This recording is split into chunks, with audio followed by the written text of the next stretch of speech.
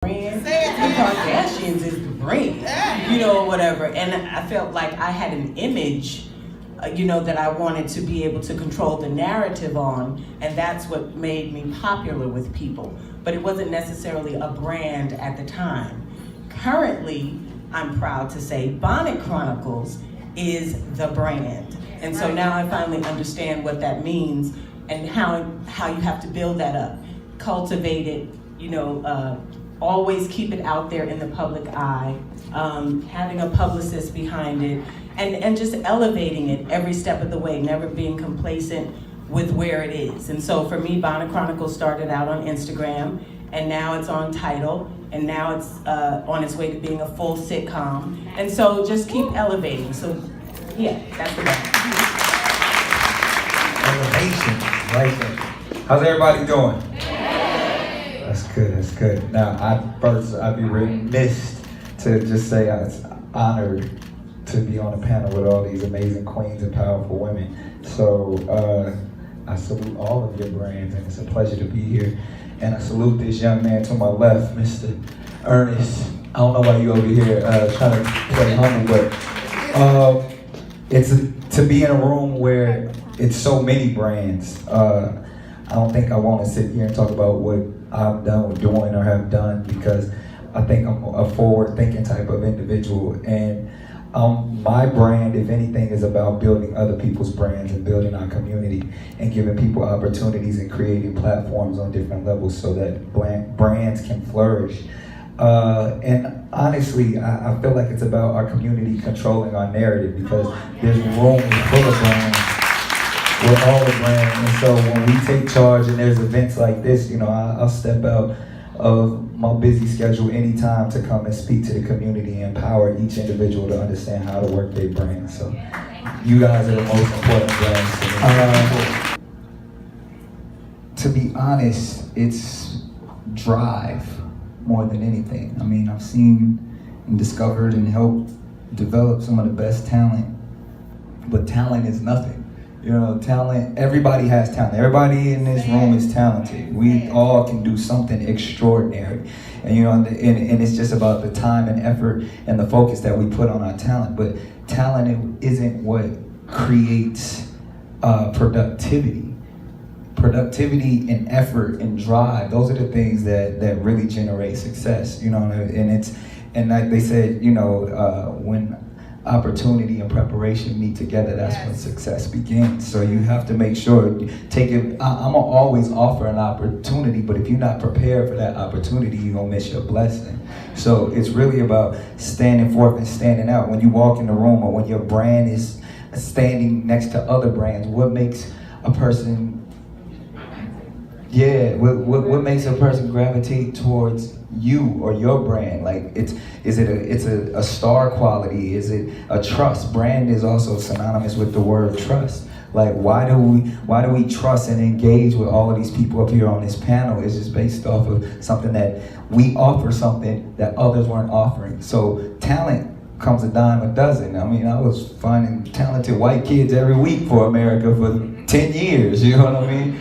And you never hear from most of them people again, but the ones that you do hear from, or the brands that do stand for, or the people that had the drive, that didn't take no for an answer, that said, I'm gonna make this regardless, I'm gonna step out on faith and leave my house, quit my job, leave the city. It's really about stepping out and not accepting no for an answer. Those are the people I sign. Those are the people that I invest in, because like, yo, that person's gonna make it with or without me. I'm gonna latch onto that train because I can see it. The last thing you said is the number one priority is being a father. Being someone that has to, that's what we're put on this earth for, is to be fruitful, multiply, and enrich and create a legacy from who, you know, my success is no greater than anyone else's success when it comes to raising a family. And that's how we keep our community going. That's how we keep just humanity going. So you wake up every day. It changed my life when I became a father, because it's like, now this is purpose. This is in whatever visions or whatever abilities or talents that I may have, get passed off to our offspring and hopefully generate, you know, in building, you know. So like they said, it's not about my first name, it's about my last name. So to be able to continue hopefully my kids will have kids and so on and so forth. So that's the thing. Every step, everything that I do is to provide for my family. Quit my job and start the site, and I've sacrificed Thank you. But first of all, I never wanted to be an entrepreneur. I never wanted to have to be responsible for paying people and taxes and lawsuits and all that kind of stuff. I never wanted to do this, but sometimes you're supposed to do something, but you're forced to do it. And I feel like I was forced to do it. I wasn't ready, but I feel like because I sacrificed so much, I was really broke at the beginning. I didn't know how to charge for ads. I just knew how to have content. I knew how to be focused and just be consistent. And I feel like that's helped us maintain to grow. And then to monetize the site was, Ernest jokes about it. He's just like, how do you make money? I'm like, well, you have content, you have traffic. If you have traffic on your site or whatever your platform, say you just have an Instagram sort of blog thing. If you're consistent with your content and you're not putting content out that everyone else has, people will find you. It really isn't that, it's not rocket science. The more traffic that you have, the more you can charge for advertisers.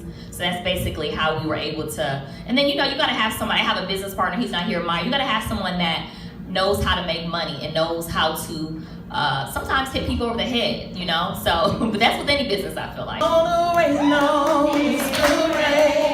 Hey, I'm about to turn this into a Brimstone concert. Thank y'all. Oh my God, thank y'all. Keep going. Y'all millennials know what it is. And y'all wasn't even doing the Tory Lanez version. You have to remind people that water ain't right. Use your social that's what I media was to do doing. that. Right, absolutely. Right. So if you go, raise some money, bring some water. I can't believe we're saying that today. But anyway, Brownstone was the first, and then I started to think there has to be something else. I was lucky enough to have had the opportunity to sign with Michael Jackson. It just doesn't get any bigger than that. Chubby girl from the hood, we get food stamps the whole 9 yards. Whatever it was, the Lord that led me to him was amazing. But one of the things that I did learn, and I want to go back to something I said earlier, we didn't necessarily refer to it as an individual brand, but I just very specifically remember a man named Jerry Greenberg, who was the head of Michael Jackson's label, saying to us when we went into his office to perform and ultimately got our deal, conduct yourself as if you were Coca-Cola. And I'm not saying that because Coca-Cola's in the building, represent these sisters from Coke. But he said to conduct, and I didn't understand what it was. He was like, you want to be around for a very long time. You want longevity. That takes effort, it takes time, it takes development. That's something that you saw at Coachella with Beyonce, and you rarely see these days with artist development. So that's why I wanted to go to that real quick on the branding thing. And as it relates to me transitioning, I just felt like there were a lot of us on stage in front of the camera doing a lot of performing and not enough of us backstage paying attention to like what's really going on, right? There's a lot of people who didn't look like us that were doing that. So it was a tour with Tyler Perry. My partner Lucia's in here somewhere, woo woo, boss over there. It was a tour with Tyler Perry and me seeing how he was able to sell out venues across the world doing something that went just beyond being on stage, but also being a creator and an owner of content, and that's what sparked that for me.